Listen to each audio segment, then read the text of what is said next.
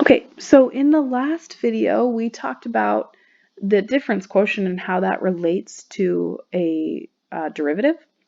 And if you look back, it's a lot of work. The difference quotient is a lot of work. So there's got to be shortcuts, right? This is math, there's got to be shortcuts. And one of them is the power rule. And I used to do this thing like when I taught on campus where I'd give everybody this table here and I'd have them work in teams. And so this category is a bunch of equations. And then what I would do is I would tell them, okay, so, zoom in on this right here. So when I say -1, this -1 means that the slope of this equation at -1 is at 1 is -1. This -9, the slope of the equation -1/3 x cubed at x equals 3 equals -9. So I'd give them this table and then I'd say, can you figure out what the pattern is? And it probably takes a full 10 minutes to figure out what the pattern is. And it really helps to do it in groups. But since this is a video and you can't do it in groups, I'm just going to kind of give away the pattern here. So the pattern is that if you get something in the format, if f of x equals x to the nth power, then the derivative is going to be n x to the n minus 1. So I still do feel like if you have time, you should try to look through this table here and see if you can see the pattern, because I feel like letters like n and x can be confusing, but if I see the pattern, it really makes sense. So sometime, if you have time, go through that. So when we say f of x equals x to the n, then the derivative is f prime of x equals n x to the n minus 1. Just like a quick example is one we've already done. If f of x equals x squared, in this case, n is equal to 2. So this n means the power. So then I know that f prime of x is going to equal 2 x to the 2 minus 1, which is 2. So 2 minus 1 is just 1, x to the 1, or just 2x, which we already did that. We know that that's true. So this is a shortcut that we can use instead of the difference quotient. Another one is that if you have a function and the function is made up of two things added together, then you can just differentiate separately and add together. So that's a lot of letters. We'll do some examples and that will make a little bit more sense. But some important hints are that if you do the square root of x, that's x to the 1/2 power. So instead of writing square root of x, you would want to write it as x to the 1/2 so we can use the power rule. And then if you have the nth root of x to the m power, that's the same thing as x to the m over n. I hope this isn't offensive, but the way I remember, so I've got this nth root of x to the m. The way that I remember how to do my fraction is I think of n being in that little crack right there, and then it goes in the bottom. So I think of it as the butt crack. N goes in the butt crack on the bottom crack. Because it's not true that it's x to the n over m. That's not true. You really got to make sure that you get the m on the top and the n on the bottom. So all this stuff we're going to use together to do a couple examples. So, and I'll write it up here so we've got it. F of x equals x to the n, then f prime of x is n x to the n minus 1. Okay, so my first derivative, a of x equals 2 times x to the 5th. So the derivative, I've got like a term out front, and I can just leave that term there. So I want to do, let's see, I've got n equals 5.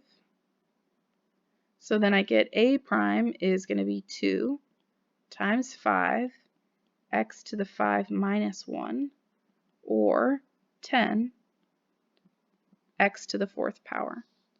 So then the slope at x equals 3, I'm just going to plug in 3 there. So that takes a calculator. because I don't know what 3 to the 4th is. All right, 3 to the 4th power is 81, and multiply by 10, you get 810. Okay, and then to do the slope at x equals negative 0.5, I'm just going to plug in negative 0.5 into my calculator. Negative 0.5 raised to the 4th power, and then I'm multiplying by 10, I get 0.625. Okay, so then for this next one, n is equal to 2. So to do the derivative, I'm using this thing again where I bring down the power. So negative 6 times the exponent, which is 2, and then x to 2 minus 1. So that's negative 12, x to the 1st power, or just x. So plugging in 3, I would get negative 36. Slope at negative 0.5. The negatives are going to cancel, and then 12 times 0.5 is just a 6. So it doesn't seem like much, but this is so handy. I don't have to do the difference quotient, and I can find the slope just by plugging it in. So I'm going to skip a couple because a lot of these are pretty easy, but this one down here is super hard. So this is a square root of x, so I want to rewrite it as x to the 1/2 so I can use my power rule. 7x minus 6. Okay, so this is going to put together a whole bunch of stuff that we already know. So for this first term right here, n is equal to 1/2. So I can differentiate each one of these things because it's adding and subtracting. So that would be, let's see, 1/2. So I'm bringing down the exponent, and then it's x to 1/2, so the exponent minus 1. And then if you remember, I'm hoping you remember, when we differentiate something linear, it's just the slope. So that's just plus 7. But you could also think about x being to the 1st power and then do the power rule like we did before. So simplifying, so 1/2 x, and then 1/2 minus 1 is a minus 1/2, and then plus 7. So this is our final answer here. We differentiated, that's pretty cool. We're learning stuff. So I want the slope at x equals 3 to fill in these last two squares here. I got to plug in stuff. So I'd plug in 3 here, which I'll do with my calculator. So I would do 3 to the negative 1/2 power. And then I would multiply by 0.5. And we're just going to approximate here. Approximately 0.29. Okay, and then I'm also going to plug in negative 0.5 here. So I have negative 0.5, and I'm going to make sure I get my negatives correct. It's a little tough. Negative 0.5 raised to the negative 0.5 power. That's funny. Ooh, this one's not a number. Let's see. So over here we're going to do a little work because my calculator got upset by this. X to the negative 1/2. And we want to plug in negative 0.5. 1/2 to the negative 0.5. That's a point right there, to the negative 1/2 power. So there's a lot of negatives, and you can't have a negative in the denominator.